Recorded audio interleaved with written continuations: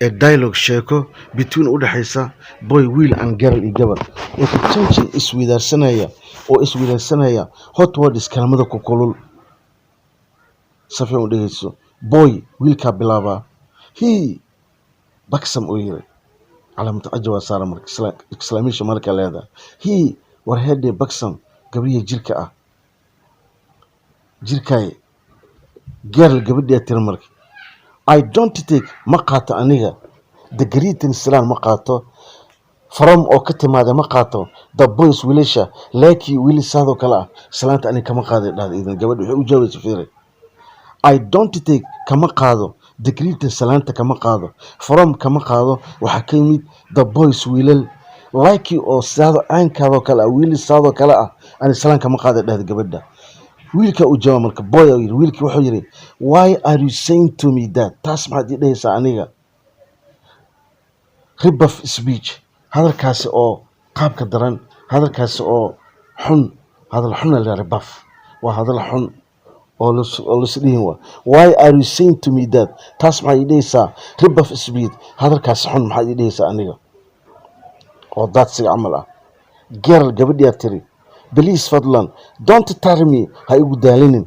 with ha igu daalinin needless greeting salan aan loo baahnayn ha igu daalinin soo ahaatee what is the main objective waa maxay ujeedada ugu muhiimsan behind oo ka gadaalaysa ama ka dambeysa your greeting salaantaada waa maxay ujeedada ka dambeysa salaantaada maxay tahay horta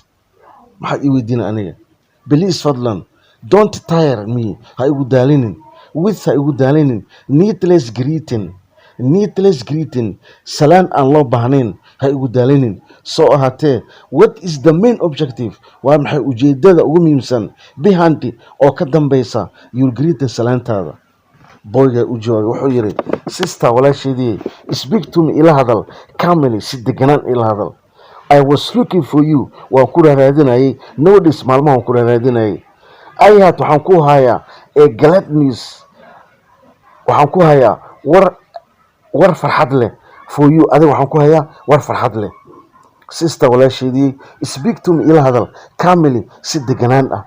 I was looking for you waan ku raadinayay notice beryahan waan ku raadinayay ayaad waxaan ku hayaa ee glad news war farxad leh for you adigaan ku hayaa girl gabadha waxay dhahday why were you searching for me maxaad ii raadinaysaa aniga boy wiilka wuxuu ugu jawaabay your golden appearance muuqaalkaada dahabiga ah attracted me wuxuu yiri ayaa isoo jiitay deeply si aad u hooseysa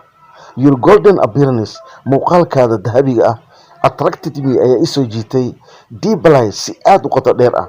I love you waan ku jeclahay very much aad iyo aad indeed xaqiiqada yiri wiilkii your golden appearance muuqaalkaada dahabiga ah attracted me ayaa isoo jiitay deeply si aad u hoos ah I love you waan ku jeclahay very much indeed xaqiiqadii gabriyahay aad iyo aad ayaan ku jeclahay I'm virgin waxaan qarka u saaranay of dying dhimasho for the sake of you liajligaada dhimasho ayaan qarka u saaranay wax ila qabo waa please fadlan give me a hand gacan isi aniga and glance at me igu eeg with your merciful eyes indhaada naxariista leh halkaas nagu dhamaatay qaybteennii koowaad waa part 1 waxaa noogu xigi doonta qaybta labaad waa arki doonaa hadda waxaa u dambeeyey wiilka wuxuu dhahay glance at me with your merciful eyes igu milacso ama igu eeg indhaada naxariista badan leh wiilka oo ahaa gabadha balan si fiican aan u dhageysano gabadha waxay u jaabi doontaa idana waa qaybteennii kale ayaan biri qaadan doonaa marka gabadha ma ku daarsan doontaa oo ma aqbalin doontaa hadaladaas ku kulal oo wiilku dhahay mase ilaan wuxuu sheegay wiilka aad iyo aad aan kugu baahannahay muuqaalkaada dahabiga ay soo jiitay gacalisoy waanu ku jeclahay haddaan wax ila qabaninna qarkan u saraan dhimasho liajligaad waan dhimanayaa waaba tacbaan wiilka waa wiil aad tacbaan u ah wuxuu dhahay marka wuxuu kusoo gabagabeeyey please give me a handy fadlan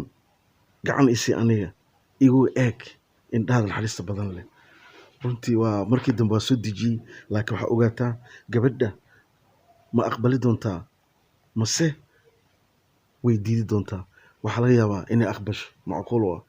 وإنه بري 10 حصة لقيبت عصب إن شاء الله قيبت لواد إن شاء الله